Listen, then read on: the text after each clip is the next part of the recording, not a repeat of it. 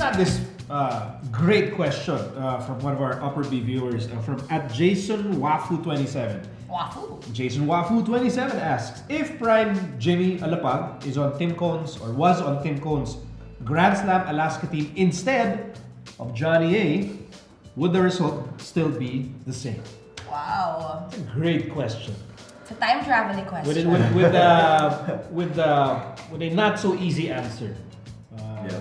Renan, My goodness. replace Johnny A with Jimmy Alapag on that Grand Slam Alaska team, pareho pa rin ba?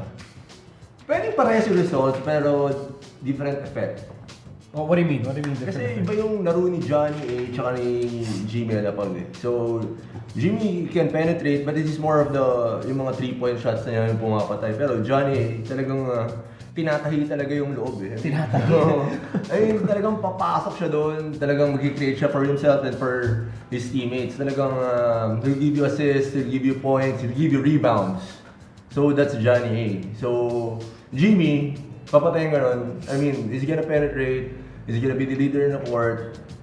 And those mga bombs, yun yung mga papatay sa akin. So I think it's gonna be parang parehas na results. Of course, Coach Tim Cohn, kilala naman natin, parehas pa rin ang results natin, pero different effect lang. So parang Grand Slam pa rin, but it would, that Alaska team would look different. Yes, iba. Okay, good point. Susie? Alam mo yung different animal, same beast? Okay. Parang ganun sila eh. Parang sobrang magkaiba yung laro nila. Pero like Renren said, I think same outcome. The Grand Slam will still be there. They're both legendary. They're both phenomenal point guards that no one will ever forget. Tingin ko kahit yung mga apo ng apo natin, maaalala pa rin sila. Ano mo yun? Parang ganun kalakas yung recall nilang dalawa. But then again, their games are so different. I will not pretend to remember exactly how Johnny A played, but I do remember his impact. It was extremely significant. I think kung numbers wise, lamang si Johnny A. Am I right? Am I okay? Because for a few stretches in his career, Jimmy was more of parang hugot, di ba? Hindi naman siya yung talagang as solid yung numbers contribution niya as Prime Johnny. Jimmy, I would say maybe his first 5-6 years. I mean, he was a scoring machine for talk and text. And a major passer as well. Creator din siya, no? In that sense, kaya ko sinasabing different animal, same beast. Magkaibang laro, pero parehong output in the sense na parehong halimaw. I get it. Charles? Ako, I'm honestly not so sure if they still win the Grand Slam. Sure, they'd probably win some championships, but for the Grand Slam, I don't know. It's just such a tough thing to do. And, you know, Alaska's team then really was loaded. I mean, they had a lot of good players, and one player may not make a difference, but to me, Johnny Abrientes is probably the best point guard in PBA history. I'd put him at number 1. Of course, Jimmy's probably in the top 5. I mean, he's really a great player. One of my favorite guys. But Johnny did so much more, I think. I mean, he's a much better defender, and that's not a knock on Jimmy. It's just that Johnny was incredible. He could steal the ball just like that. You wouldn't even know. Great rebounder. He posted up guards. He was really a good scorer. I mean, Coach Tim would even use him as a shooting guard despite his height. And you know, I just think Johnny really had a lot to do with that Grand Slam. We all love Jimmy here. I mean, naman, we of devoted course. an Yeah, of entire course. episode to him. We love him, we respect him. But I don't remember anyone ever photoshopping him into a Hornets jersey. Parang wala nagka-chismis. I remember that. Walang wild rumor na, kinukuha si Jimmy Alapag for the NBA. Yes. Although nung huli, nung gilas. Diba, parang trade na lang sila ni Barrera or something. I would actually, and then, you know, it's not easy to say this, no, because as Susie mentioned, I mean, we all love Jimmy Alapag, but I would actually agree with Charles in the sense that I'm not so sure how that Alaska team would have functioned with Jimmy Alapag at point guard, prime Jimmy Alapag. I think they'd still be very successful because it's Jimmy Alapag. Yeah. It's Tim Cohn and Jimmy Alapag. I think if you try and imagine Jimmy in a triangle, they won a championship with Joel Banal. When Asi was there, Jimmy was there, and Coach Joel, you know, was a proponent of the triangle offense as well. But yeah, parang ang daming factors kasi na magbabago eh. How would the game of Jolas change? How would the game of Bong Hawkins change?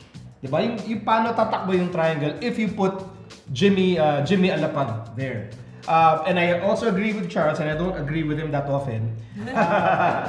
Si Johnny A was a force of nature at the point guard spot because Johnny was like combination of Jimmy Alapag and Mark Baroka. Yun. Na ang lakas sa katawan, so quick, defensively can really destroy opponents defensively. And unlike Jimmy, si Johnny talaga, popostehan ka talaga. I mean, he's a post-up player. Ang dami niyang pwede gawin sa court. And Johnny was an MVP. I mean, Jimmy also was an MVP, but Johnny as an MVP, he was truly dominating the PBA. Yun yung malapit doon. During Johnny's MVP year, he was such an amazing dominant force at the point guard spot. Hindi madali yun. Hindi madali talaga. Parang Jai Reyes lang. So, diba? Dominant force at the point guard spot. So, sobrang dominant ni Jai siya makaharap ng party. Dominantly late. Okay, so, sige, quick yes or no. Quick yes or no just to recap. Para kay @JasonWafu27. If Prime Jimmy was on Tim Cohn's Grand Slam team, would Alaska still win the Grand Slam? Yep. Same result. Yes. Different effect. Yes, you can't take too much away from the rest of the team and from Tim Cohn. Charles? No. Because? I explained already. Recap niya eh. Jai! Hey, si Jai! Si Jai. Habulin ba natin? Saka na, Jai. Now, if Prime Jai Reyes Oh! Aba! was on that Alaska team, Nag-prime na ba si Jai? Di pa maganda. We're still waiting. If Prime Jai Reyes was on that Alaska team, Magiging friends sila ni Janelle So. Yan na yan! hi Janelle, who's now based in Love you, who's Janelle. now based in LA, nananahimik doon. No, Hi Janelle. On that note, how do they get in touch with us, Susie? Yes, please. You may follow us on Twitter, @_B, and don't forget to check out Buhay Basket on Facebook, Twitter, and Instagram.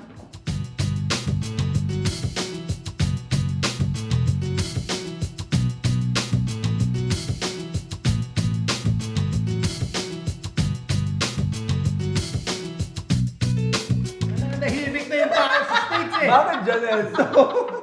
Siya yung courtside nun eh. Oo nga. Nananahimik yung tao sa States eh.